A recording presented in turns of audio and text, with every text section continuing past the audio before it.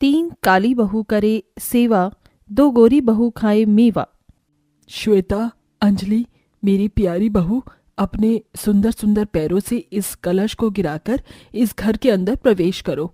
माँ जी, हम कब से घर की दहलीज पर ही खड़े हुए हैं, हम कब घर के अंदर प्रवेश करेंगे?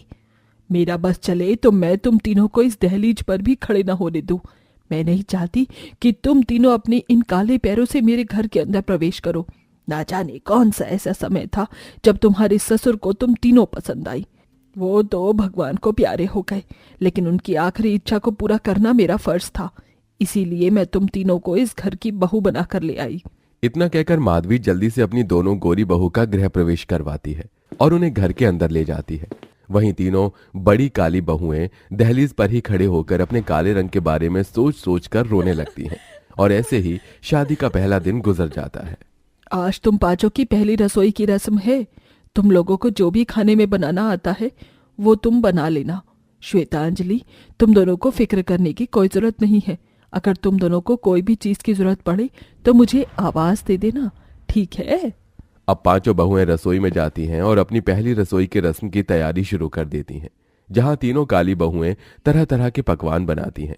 वहीं दोनों गोरी बहुएं खड़ी खड़ी उन तीनों की शक्ल निहारती रहती हैं। मैंने तो आज तक किचन में पानी भी गर्म नहीं किया है। मेरा भी कुछ ऐसा ही हाल है। अगर हमने माँ जी को बताया कि हमें खाना बनाना भी नहीं आता है तो वो तो इन काली कलूटन के सामने हमारी भर भर की बेइज्जती करेंगी। अंजलि और श्वेता बस साक्षी, प्रेरणा और भूमि को देखती रहती हैं।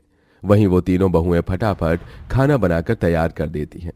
खाना बनाकर वो तीनों अपने कमरे में चली जाती हैं, जिसके मौके का फायदा उठाकर श्वेता, अंजलि उनका बनाया हुआ खाना लाकर डाइनिंग टेबल पर सर्व कर देती है कि तभी वहां तीनों काली बहुएं भी आ जाती हैं। अरे वाह, खुशबू तो बहुत बढ़िया आ रही है।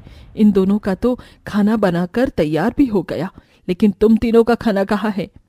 ये खाना इन दोनों ने नहीं बल्कि हम तीनों ने बनाया है। खाना बनाने के बाद हम तीनों हाथ मुंह धोने के लिए अपने अपने कमरे में चले गए थे और हमारी पीठ पीछे ये दोनों हमारा बनाया हुआ खाना लेकर आपके सामने आ गई। माँ जी, ये झूठ कह रही है। भला हम ऐसा क्यों करेंगे? ये खाना हमने बनाया है। जरा हमारी हालत तो देखिए, पूरे पसीने से नहा रहे हैं, साड़ी पर भी मसाले लगे हुए हैं। और इन तीनों को देखिए, क्या इन तीनों को देखकर ये लग रहा है कि ये तीनों अभी अभी किचन से आई हैं? माँ जी, ये झूठ कह रही हैं। ये खाना हम तीनों ने बनाया है।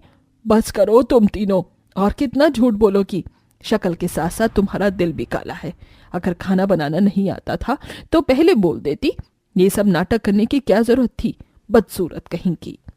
इतना कहकर माधवी अपनी दोनों गोरी बहू को उनकी पहली रसोई का नेक देकर वहां से चली जाती है। अरे जरा ढंग से पोंछा लगाओ, हाथों में जान नहीं है क्या? ये क्या, कितनी घटिया कॉफी बनाई है, सारा का सारा मुंह का टेस्ट खराब कर दिया। साक्षी इतना बोल रही होती है कि तभी उसे गाड़ी के हॉर्न की आवाज आती है। अरे ये तो माँ जी की गाड़ी की आवाज है। लगता है माँ जी मंदिर से लौट आई हैं। अब हम क्या करें? तुम तीनों यहाँ हमारी शक्ल क्या देख रही हो? जाओ अपने कमरे में जाओ। बहुत काम कर लिया तुम तीनों ने, अब जाकर थोड़ा आराम कर लो। जहां अंजलि और श्वेता शहर की पढ़ी लिखी चालाक लड़कियां थीं, वहीं साक्षी, प्रेरणा और भूमि गांव की भोली भाली लड़कियां थीं। घर की बड़ी बहू होने के बावजूद भी तीनों बहुत ज्यादा भोली और मासूम थीं, इसीलिए हमेशा अपनी दोनों देवरानियों की बात में आ जाती थीं। तीनों बहुएं अपने अपने कमरे में चली जाती हैं। उनके जाते ही श्वेता और अंजलि घर के काम करने का नाटक करती हैं कि तभी वहां माधवी आ जाती है। बहू, तुम दोनों ने तो पूरा घर किसी हीरे की तरह चमका दिया है। घर का कोना कोना चमक रहा है। जी माँ जी, और ये लीजिए आपकी गर्मा गर्म अदरक वाली चाय। खुशबू तो बहुत बढ़िया आ रही है, लेकिन ये क्या, ये सारा काम क्या तुम दोनों ने अकेले ही किया है?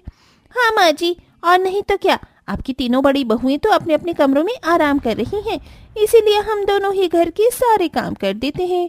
अंजलि की बात सुन माधवी को बहुत गुस्सा आता है और वो अपनी तीनों काली बहू के पास जाकर उन्हें बहुत डांटती है, जिसे देख श्वेता, अंजलि मन ही मन बहुत ज्यादा खुश होती हैं। सारी मेहनत काली बहुओं की करने के बावजूद भी हमेशा तारीफ दोनों गोरी बहुओं की ही होती थी, लेकिन बेचारी काली बहुएं कभी अपने हित में कुछ कह नहीं पाती थी। पंडित जी ने कहा है, इसीलिए मैं तुम तीनों के हाथों से ये प्रसाद बनवा रही हूँ। उनका कहना है कि घर की बड़ी बहुएं ही हवन का प्रसाद बनाती हैं। अगर तुम तीनों से प्रसाद बनाने में कोई भी भूल हुई ना, तो मैं तुम तीनों को छोड़ूंगी नहीं, समझी? ये कोई छोटा मोटा हवन नहीं है, ये बहुत बड़ा हवन होने जा रहा है। माँ जी आप फिक्र मत कीजिए, प्रसाद बनाने में हमसे कोई भी गलती नहीं होगी। तीनों काली बहुएं प्रसाद बनाने में लग जाती हैं। वहीं माधवी भी पूजा की तैयारी करने में लग जाती है। अब श्वेता अंजलि भी इस मौके का पूरा पूरा फायदा उठाती हैं।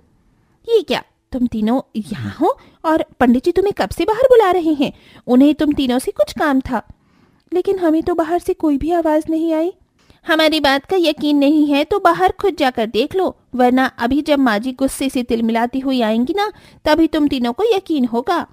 तीनों काली बहुएं फिर से दोनों गोरी बहुओं की बातों में आ जाती हैं और वहां से चली जाती हैं, जिसका फायदा उठाकर दोनों गोरी बहुएं किचन में 3-4 बिल्लियों के बच्चे छोड़ देती हैं। वो बिल्लियों के बच्चे सारे प्रसाद का झूठा कर देती हैं। तभी वहां माधवी आ जाती है और बिल्लियों को प्रसाद झूठा करता देख गुस्से में चिल्लाने लगती है, जिसकी आवाज सुन तीनों बहुएं आ जाती हैं। तुम तीनों पर विश्वास कर, तुम तीनों को मैंने ये काम दिया था, वो भी तुम तीनों से हुआ नहीं। तुम्हारी लापरवाही के चक्कर में इन बिल्लियों के बच्चों ने सारा का सारा प्रसाद झूठा कर दिया। लेकिन माँ जी, ये बिल्ली के बच्चे यहाँ कहाँ से आए? हमें तो बाहर पंडित जी ने बुलाया था, हम तो उन्हीं के पास गए थे। तुमने क्या मुझे पागल समझ रखा है? पंडित जी तो अभी तक आए ही नहीं है, तो तुम्हें वहां पर बुलाया किसने? गलती करके अपनी गलतियों को छुपाने की कोशिश मत करो। राम राम, हवन से पहले ही घर में इतना बड़ा अपशगुन हो गया। मुझे तो कुछ समझ नहीं आ रहा है कि मैं क्या करूं। एक बार फिर श्वेता और अंजलि अपनी चालाकी से तीनों काली बहू को एक अच्छी खासी डांट पड़वाती हैं। ऐसे ही समय गुजरता रहता है और तीनों काली बहू के किए गए सारे अच्छे काम के क्रेडिट हमेशा श्वेता और अंजलि ले जाते थे। लेकिन एक दिन माँ जी, गाँव से चिट्ठी आई है, भैया की तबीयत खराब है, इसीलिए मुझे जाना होगा। मेरी तो बहन की शादी है और मेरा जाना जरूरी है। तीनों काली बहुएं अपने अपने जरूरी काम से गांव चली जाती हैं, जिसके चलते अब घर की सारी जिम्मेदारी श्वेता और अंजलि पर आ जाती है। ये क्या अंजलि बहू, ये कैसी चाय बनाई है तूने? तू तो बहुत अच्छी चाय बनाती थी ना, तो आज क्या हुआ?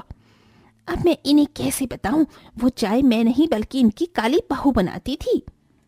छी छी, तुम दोनों को आखिरकार हो क्या गया है?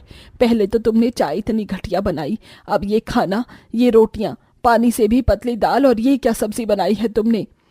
हमारी तबीयत कुछ ठीक नहीं है, इसीलिए हमसे खाना बनाने में गलती हो गई, लेकिन कल से हम लोग खाना पहले की तरह बना देंगे। तीनों काली जेठानी के घर पर न होने की वजह से श्वेता अंजलि को ही घर के सारे कामकाज करने पड़ते थे।